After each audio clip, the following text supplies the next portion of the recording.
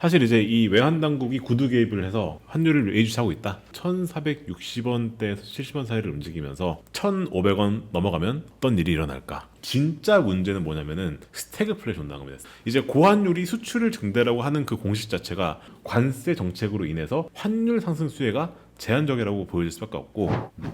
네, 안녕하십니까 여러분, 제임스입니다. 자, 오늘은요 환율 1,500원 뉴노멀 시대라는 주제를 가지고 한번 얘기를 해보도록 하겠습니다.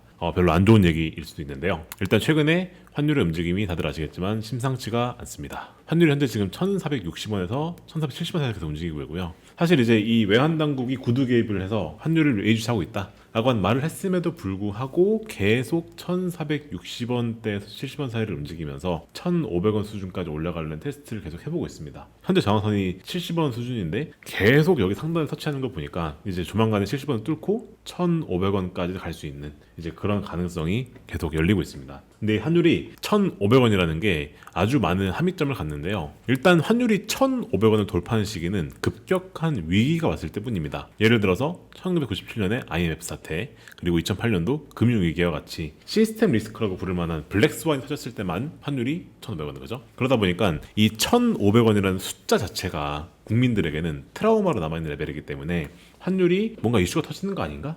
라고 하는 이제 사람들의 불안 심리를 자극할 수 있는 그런 레벨이기 때문에 이게 갖는 함의점이 되게 크다라고 말씀드릴 수가 있을 것 같습니다. 그럼 대체 환율이 왜 오르고 있는가? 대체 환율이 왜 지금 1,470원 넘어서 이제 1,500 간다는 얘기하고 있는가? 그 원인이 무엇인가? 라고 하는 거를 좀 볼 필요가 있습니다. 일단 저는 이 환율이 오르는 이유를 저는 달러 수급 구조의 변화에 있다라고 개인적으로 보고 있습니다. 여러 가지 요인들이 있는데요.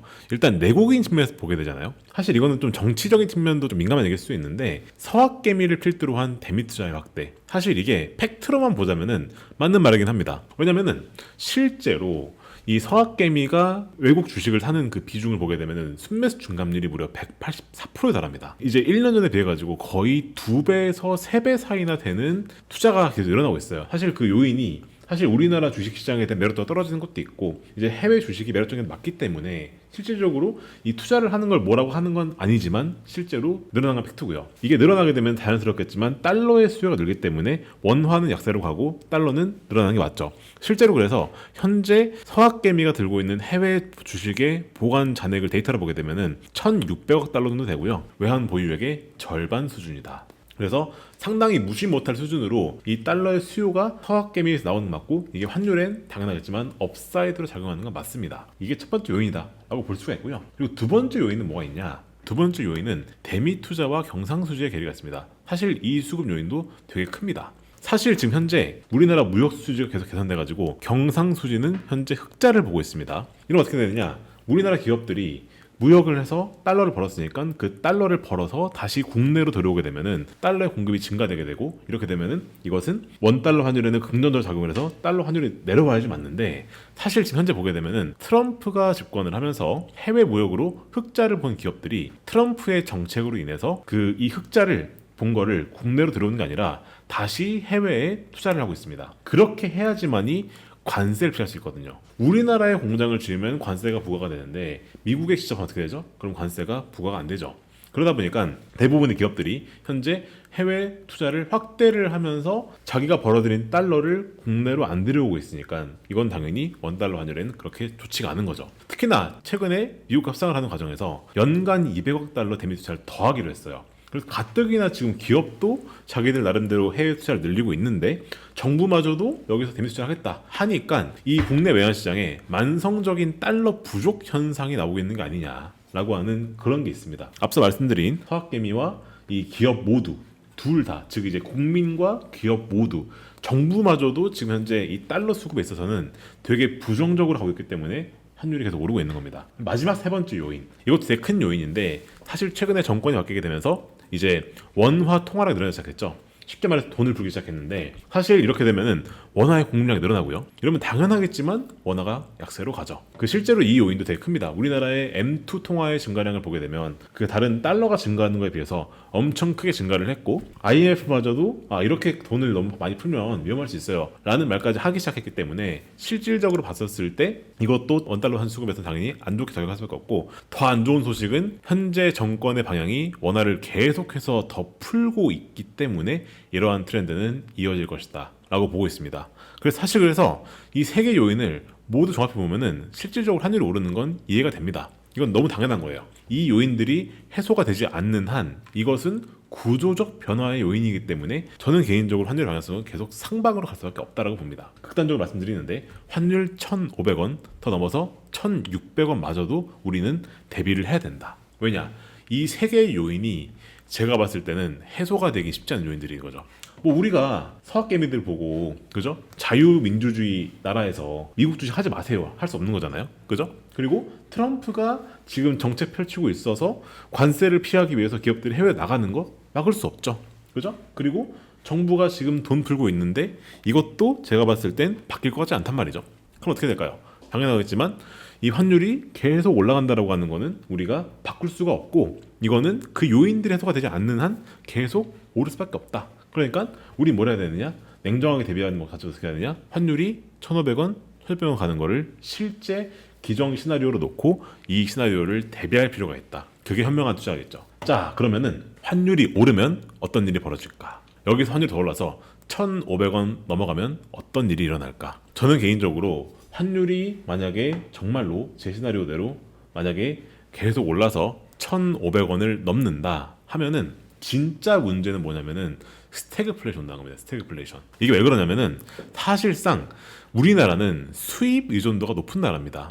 사실 수출 국가이기도 한데 수출 경쟁력이 올라간 효과가 있죠. 환율이 올라가게 되면. 그죠? 근데 실질적으로 지금 상황에서는 만약에 환율이 정말 더 올라가서 1,500원 넘으면 어떻게 되냐. 그때부터는 이 수출 경쟁력 제고라는 긍정적 효과보다 수입 물가가 오르는 게 더 문제가 될 거고 그리고 자본 유출이 가속화 될 거다. 그리고 이 두 가지가 맞물려서 내수 침체가 올 거기 때문에 이 부정적 효과가 수출 경쟁력 증가를 압도하는 축소 균형이라고 하는 거에 빠질 가능성이 크다. 이게 전형적인 스태그플레이션 시나리오로 가는 거죠. 왜 그렇게 보느냐?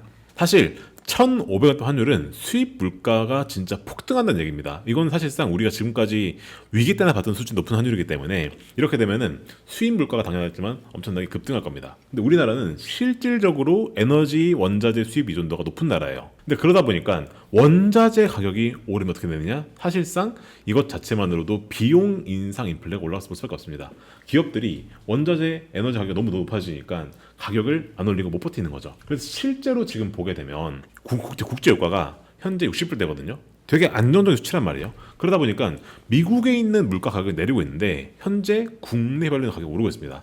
왜 그러느냐? 다 환율이 올랐기 때문에 그런 겁니다. 사실 원자재 가격 자체는 그대로더라도 환율을 보면 어떻게 되죠? 우린 달러로 그걸 사와야 되기 때문에 실질적으로 수입 물가가 오를 수밖에 없어요. 그러다 보니까 계속해서 물가가 오르고 있고 실제로 지금 보게 되면 물가가 계속해서 현재 오르고 있습니다. 계속 오르고 있어요. 근데 문제는 뭐냐면 우리나라는 지금 경기 침체에 있단 말이죠. 우리나라 성장률 현재 지금 1%대입니다. 1%대예요. 1%대의 저성장인데 이런 상황에서 수입 물가가 올라서 계속해서 물가가 오릅니다. 이걸 뭐라 그러냐? 유식한 말로 우리가 스태그플레이션이라고 부르죠. 뭔 말이냐?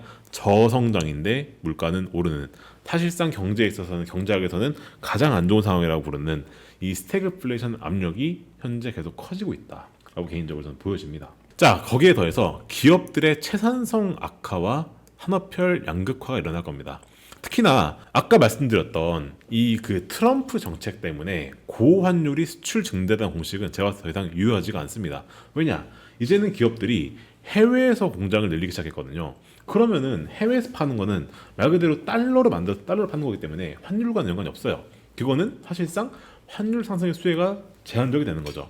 근데 그렇다고 국내에서 생산할 수는 없는 게 관세가 있으니까. 그래서 관세가 있으니까 그건 불가능한 거죠. 그러하다 보니까 사실상 이제 고환율이 수출을 증대라고 하는 그 공식 자체가 옛날에 그거는 자유무역주의 시대에서 우리나라에서 공장을 지어서 팔 때는 그게 맞았지만 지금은 관세 정책으로 인해서 기업들이 다 해외에 공장을 지었기 때문에 환율 상승 수혜가 제한적이라고 보여질 수밖에 없고 오히려 환율 상승이 아까 말씀드렸던 것처럼 수입 소비자 가격을 올리기 때문에 내수 시장을 아주 급격하게 이제 줄여버릴 겁니다. 왜냐? 우리나라 사람들이 현재 저성장 국면에 빠져가지고 소득은 늘지 않는데 사실상 물가는 계속 오르고 있기 때문에 그럼 어떻게 될까요? 당연하겠지만 실질 구매력이 줄어들겠죠.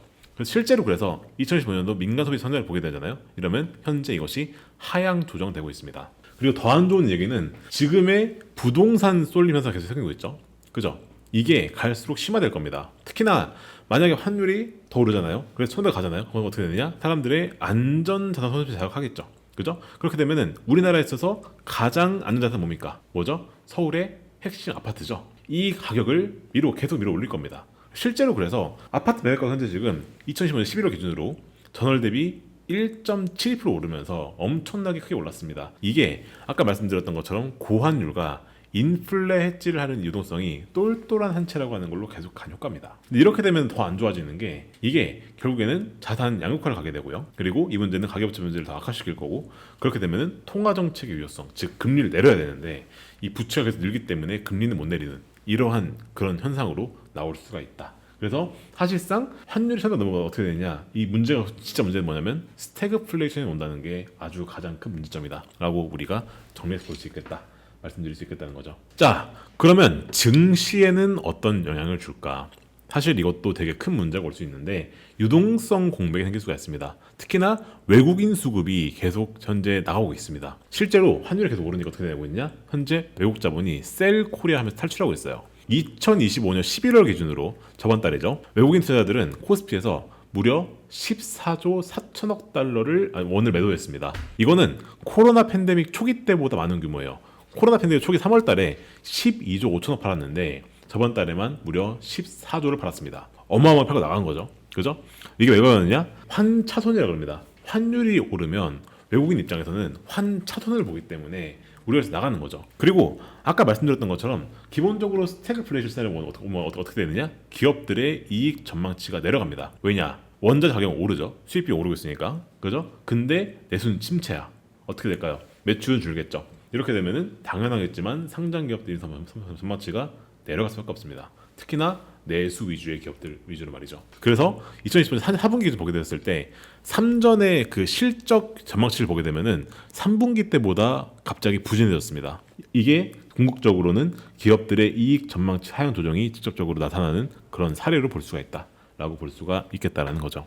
향후 전망을 보게 되면은 저는 개인적으로 안타까운 얘기지만 환율이 1,500원을 넘고 거기에 안착할 가능성이 높다라고 봅니다. 사실 이미 1470원대는 이미 심리적 강세가 무너져가지고 여기서 더 가고 있는 상태고요. 여기서 외환 당국이 뭐 구두 개입을 하고 뭐 조정한다고 해봤자 실질적으로 연말의 결제 수요랑 그리고 이런 것들을 다 복합해서 봤었을 때 1,500원 가는 거는 사실상 기정사실하고 외환 당국 구두 개입하는 것만으로는 이 자본 유출을 막기에는 역부족이다. 현실적으로 저는 보고 있습니다. 근데 이게 참 재밌는 게 이 과거의 위기 사례랑 분석해서 보게 되잖아요. 사실 1997년도, 2008년도 같은 경우에는요. 이때는 말 그대로 이 위기 성격이 셌어요.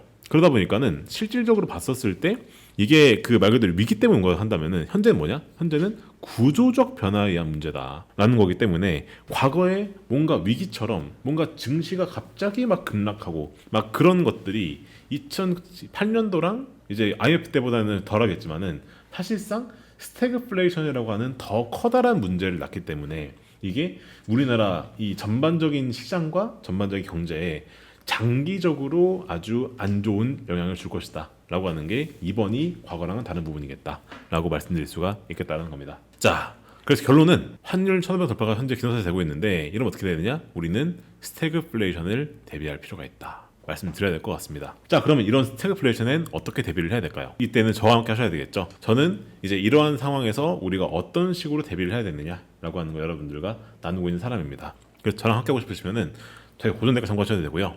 위에 보시면은 QR코드 있습니다. 현재 보고 계신 화면에서 카메라를 켜셔가지고 QR코드 링크를 보시면은 아마 저랑 함께 한번 들어있을 테니까 같이 한번 보시면 좋을 것 같아요. 자, 그러면은 여기서 마무리 짓는 걸 하고요. 저희 유튜브 채널 구독과 좋아요, 알림 설정까지 꼭 부탁을 드리겠습니다. 저는 또 그럼 다음 인사드리겠습니다. 감사합니다.